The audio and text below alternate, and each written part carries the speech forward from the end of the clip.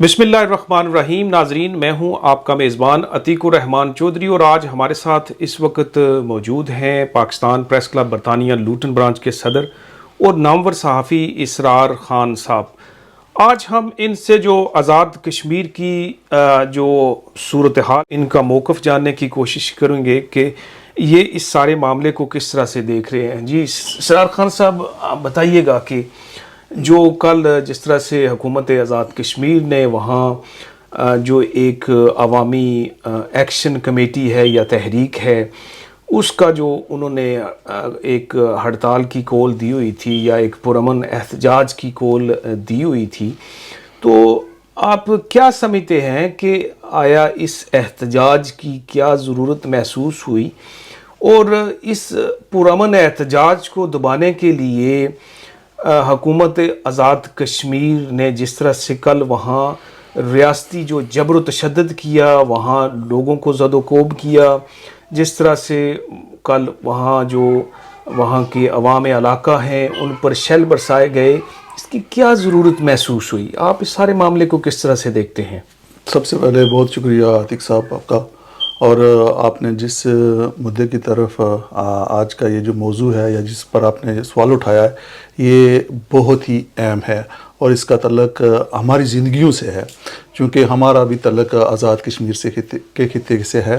क्योंकि ये जो अपना एहतजाज है, अवामी एहतजाज है, ये इसको तकरीबन 1 साल हो गया है। लोगों ने अपने हकूक़ के लिए अपने हकूक़ के लिए एक एहतजाज बुलंद किया वहाँ पे, और उनके अंदर बहुत से मुतालबात थे, जिसमें उनके जो सबसे बड़ा मुतालबा ये था कि जो बिजली के बिल हैं, इस पे जो गैर मुनसिफाना किस्म के और गैर ज़रूरी किस्म के जो टैक्सेस हैं उनको कम किया जाए। फिर उसमें सबसे बड़ा मुतालबा ये था कि आज़ाद कश्मीर जो कि इस वक्त बिजली का सोर्स भी है, क्योंकि वो वाटर सोर्स है, इस वजह से वहाँ पे बिजली पैदा भी की जाती है। तो उन लोगों का ये मुतालबा था कि हमको जो बिजली है वो कम अज़ कम जो है ना, वो आज़ाद कश्मीर की जितनी पैदावारी जो यूनिट है उसके ऊपर हमें ये बिजली दी जाए, ना कि हमारे ऊपर टैक्सेस की इतनी भरमार की जाए कि ये हमारे लिए बोझ बन जाए। इस एहतजाज को खड़ा करने के लिए इसके पीछे जो बेसिक बुनियादी वजह थी वो ये थी। और भी मुतालबात हैं, लेकिन जो बुनियादी वजह ये थी। और उसके बाद जो सब्सिडी, आटे की सब्सिडी का मसला था। आटे की सब्सिडी का मसला ये था कि गिलगित बल्तिस्तान के अंदर तो लोगों को आटे के ऊपर गवर्नमेंट की सब्सिडी के तहत जो है ना वो आटा सस्ता मिल रहा था, लेकिन आज़ाद कश्मीर के अंदर आटे की सब्सिडी नहीं थी। ये भी लोगों का उनका मुतालबा था। और बिजली के मुतालबात के ऊपर जो है 1 साल से जो है डेड लॉक है, लोगों ने बिल जो है ना वो नहीं जमा करवाए, और लोग ये चाहते थे कि हमारे जो है ना जितने भी बिल हैं उनको ऊपर टैक्स ख़त्म किया जाए और हम जो है ना मतलब ना अपनी जो यहाँ की जो पैदावारी यूनिट के मुताबिक हमारे पर बिल लागू किए जाएँ और उसके मुताबिक हम बिल दें। सो मकसद ये था कि वो अपनी रॉयल्टी जो है ना मांग रहे थे वहाँ के जो मीर पर या बिलखुसूस आज़ाद कश्मीर के लोग थे, वो चाहते थे कि जो बिजली है वो हमें फराम की जाए, लेकिन वो पैदावारी कास्ट पे वो बिल्कुल बिल्कुल उसके ये जो एहतजाज है पिछले साल मई 2023 में इसकी जो है ना वो जो इसकी शुरुआत हुई, फिर वो इसके फर्दन ये वक्फ से उतार भी रहा है, लेकिन हुकूमत के साथ इसके मुज़ाकरात भी चलते रहे। कुछ मुज़ाकरात में उनकी जो है ना वो तअत्तुल का शिकार भी हुए। गवर्नमेंट ने कहा कि हम जो है ना आपके मुतालबात लेते हैं, फिर कुछ मुतालबात को लिया भी गया लेकिन उनको फुलफ़िल नहीं किया गया। फिर अभी जो है ये जो हालिया जो मतलब जिसकी कॉल दी हुई थी 11 मई को, फिर वो 10 मई को जो है ना वो उसके ऊपर जो पुलिस ने, हुकूमत ने जो पुलिस के इस्तेमाल से जो लोगों के ऊपर जुल्म व सितम किया, वहाँ पे जो दंगा फसाद हुए, और जिस तरह से डडियाल के अंदर सुनने में ये आया कि कोई एक आध जान का भी वहाँ पे जो है ना वो ज़िया हुआ है। वल्लाहु अलीम, क्या स्कूल की बच्चियाँ मुतासर हुई, वहाँ बहुत से लोग जो शहरियों की ज़िंदगी जो है ना वो मुतासर हुई। ये जो एहतजाज होते हैं या जिस तरह से ये जो लोगों के बुनियादी हकूक़ होते हैं, दुनिया के अंदर जहाँ भी बड़े डेवलप कंट्रीज़ के अंदर भी जब तक लोग अपने हकूक़ के लिए खड़े नहीं होते उनको हकूक़ नहीं दिए जाते। दुनिया का ये एक सिंपल सा असूल है कि माइट इज़ राइट। जब आप अपने हकूक़ के लिए नहीं खड़े होंगे तो लोग आपको दबा लेंगे। आज़ाद कश्मीर के लोगों ने अगर 75-70 साल के बाद अगर ये रियलाइज़ किया कि उनके जो बुनियादी हकूक़ हैं उनको मिलने चाहिए, तो ये उनका बुनियादी हक़ था, उनको मिलना चाहिए था।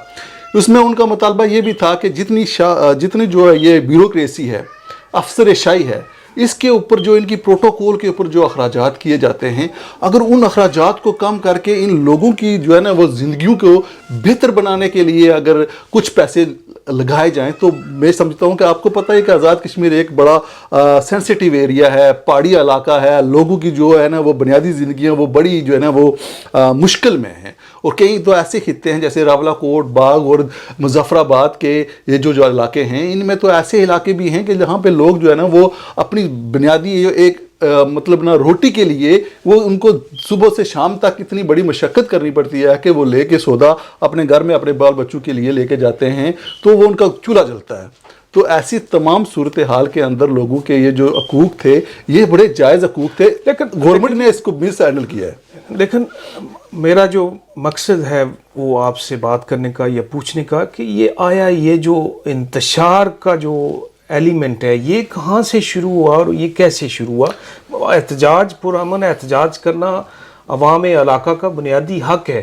اس سے ماضی میں بھی ہم نے دیکھا کہ وہاں آزاد کشمیر پورے میں احتجاج ہوتے رہے، اپنے حق کے لیے لوگ آواز بلند کرتے رہے، لیکن آیا وہ کون سی ایسی چیزیں تھیں جس کی وجہ سے حکومت آزاد کشمیر کو رات کے اندھیرے میں لوگوں کے گھروں میں چھاپے مارنے پڑے؟ وہاں کے جو اس تحریک کے جو سربراہ تھے یا اس تحریک کے جو لوگ تھے انہیں رات کے اندھیرے میں چادر چاردیواری کا تقدس پامال کر کے انہیں گرفتاریاں کی گئیں، اور اس کے بعد جو ان کا ایک پرامن احتجاج تھا اس کے اوپر انہوں نے لاٹھی چارج کیا، اس کے اوپر انہوں نے شیل برسائے۔ آخر یہ معاملہ کیا چاہتی تھی حکومت؟ کیا چاہتی ہے کہ وہ حکومت اس میں عتیق صاحب جو سمجھ میں آتا ہے وہ یہی چاہتی ہے کہ وہ ریاستی جو ہے نا وہ مشنری کے استعمال سے لوگوں کو دبانا چاہتی ہے، ان کی آواز کو دبانا چاہتی ہے۔ کیا اس طرح سے آواز دبائی جا سکتی؟ نہیں، بالکل کہیں پہ بھی یہ ایسا نہیں ہوتا۔ آپ جس ملک میں آباد ہیں، یہ دیکھیں آپ برطانیہ میں پوری دنیا کی ماں ہے، یہاں جو ہے وہ ملٹی کلچرل یہ برطانیہ ہے، پوری دنیا سے لوگ یہاں آباد ہیں، اس ملک میں بھی لوگ جو ہے وہ احتجاج کرتے ہیں۔ پرامن احتجاج کرنا تو ہر شہری کا بنیادی حق ہے۔ کسی بھی جمہوری نظام کے اندر جو بنیادی آزادیاں ہوتی ہیں، انسان کے بنیادی حقوق ہوتے ہیں، ان کو ایڈریس کرنا، ان کو ٹیکل کرنا، یہی تو حکومتوں کی جو ہے نا وہ بنیادی ذمہ داری ہوتی ہے۔ اور اگر آپ اس کو طاقت کے ذریعے، آپ اس کو جبر کے ذریعے اگر آپ ان کو دبانے کی کوشش کریں گے تو یہ ممکن نہیں ہے۔ نہ یہ 2020 ہے، نہ 2021 ہے، نہ 23 ہے، یہ 2024 ہے۔ دنیا اتنی بدل چکی ہے، اتنی ٹرانسفارم ہو چکی ہے۔ جو اس طرح سے پاکستان کے اندر بنیادی انسانی حقوق کی پامالیاں ہو رہی ہیں پچھلے 2 سالوں سے، آپ دیکھیں لوگوں کے اوپر اور شہریوں کے اوپر کس طرح سے ان کی جو ہے نا اظہار رائے پہ پابندی لگائی جا رہی ہے، یہ دنیا کے کسی خطے میں ایسا ممکن نہیں ہے۔ ایک چیز جو دیکھنے میں آ رہی ہے کہ جو ہماری وہاں کی مقامی لیڈرشپ ہے وہ اس سارے معاملے پر بالکل خاموش تماشائی بنی ہے۔ وہ اس معاملے میں اگر اپنا اثر و رسوخ استعمال کریں یا اپنا اس میں اپنی ان پٹ دیں تو آپ کیا سمجھتے ہیں؟ نہیں، بالکل حکومت کو بڑی عقل کے ساتھ اس معاملے کو لے کے چلنا چاہیے، اور لوگوں کے جو جائز معاملات ہیں ان کو سننا چاہیے، اور یہ جو جتنے بھی مطالبات کر رہے ہیں جس میں سے بجلی کے پیداواری یونٹ کے مطابق وہ اگر اپنا حق مانگ رہے ہیں تو کوئی بہت بڑی ڈیمانڈ نہیں کر رہے لوگ۔ اگر وہ آٹے کی سبسڈی کے اوپر اپنا حق مانگ رہے ہیں تو کوئی بڑی بات نہیں ہے۔ حالات کس طرف آپ دیکھتے جا رہے ہیں؟ چونکہ آف کورس جو خطہ آزاد کشمیر ہے اس کی بہت ایک بڑی جو تعداد ہے اوورسیز میں مقیم ہے، تو اس صورتحال کو لے کر یہاں اوورسیز میں بھی جو ہمارے بہن بھائی ہیں وہ بڑے پریشان ہیں، تو یہ آپ کس طرح سے دیکھتے ہیں؟ اس کا دائرہ کار میرا خیال ہے بیانڈ دا بارڈر بھی جا سکتا ہے۔ بالکل، اس کا دائرہ کار اس کا جو رزلٹ ہے یا اس کا امپیکٹ ہے جو انٹرنیشنلی وہ بہت نیگیٹو پڑے گا ہمارے خطے کے اوپر۔ ہمارا جو مسئلہ ہے بیسیکلی جو مسئلہ کشمیر ہے اس کے اوپر جو ہے اس کا جو اثر ہے وہ بہت غلط پڑے گا۔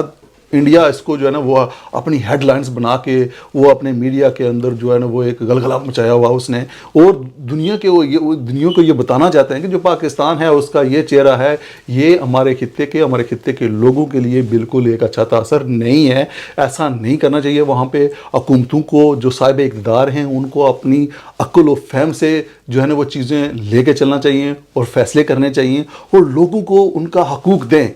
उनका जो बुनियादी हकूक़ हैं उनको दें आपकी जो है आप हुकूमतों में इसलिए नहीं आते कि अपनी यशु के लिए आते हैं, अपने प्रोटोकॉल के लिए आते हैं और अपनी जो है ना वो सीटें जो है ना वो एंजॉय करने के लिए आते हैं। आप लोगों को उनके हकूक़ देने के लिए आते हैं, उनको बुनियादी उनकी ज़िंदगियों को बेहतर करने के लिए आपको मैंडेट मिलते हैं और आप जो है ना आके इक़्तिदार में बैठते हैं। अगर आप ऐसा नहीं करेंगे तो ये आज की दुनिया में ये चीज़ें एप्लीकेबल नहीं हैं और ये वहाँ की मुक़द्दर जो कुव्वतें हैं उनको होश के नाखन लेने चाहिए और आवाम के लिए और आवाम सेंट्रिक जो है ना वो पॉलिसीज़ बनानी चाहिए।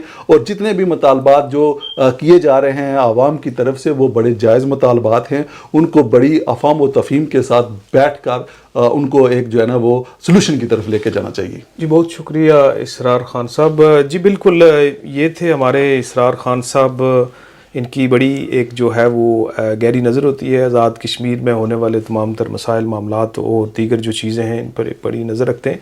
तो इनका ये कहना है कि हमारे जो हुक्मरान हैं उन्हें होश के नाखन लेना चाहिए और ये जो वहाँ रियासती जबर जो इस्तेमाल जिस तरह से किया गया कल, उसको तर्क करके तो उसको मामले को अफ़ीम व तफ़हीम से जो है वो बैठ कर टेबल टॉक के ज़रिए, डायलॉग के ज़रिए इस मसले को हल किया जाए। इसका ना सिर्फ हमारे वहाँ लोगों की शहरियों की ज़िंदगी के ऊपर असरात मरतब, बल्कि हमारी जो तहरीक आज़ादी कश्मीर है वो कमज़ोर हो सकती है। और ये जो आज़ाद कश्मीर के जो वहाँ के जो इस वक्त दुनिया भर में जो लोग हैं ये भी इस तहरीक का हिस्सा बन सकते हैं। तो इसलिए जो हुकूमत को फिलफौर जो है वो ये जबर का रास्ता तर्क करके वहाँ के लोगों के साथ, वहाँ के जो ये जो अवामी एक्शन कमेटी है इसके जो भी सरबराहान हैं इनके साथ बैठकर मामले की जो है वो हल करना चाहिए। बहुत शुक्रिया।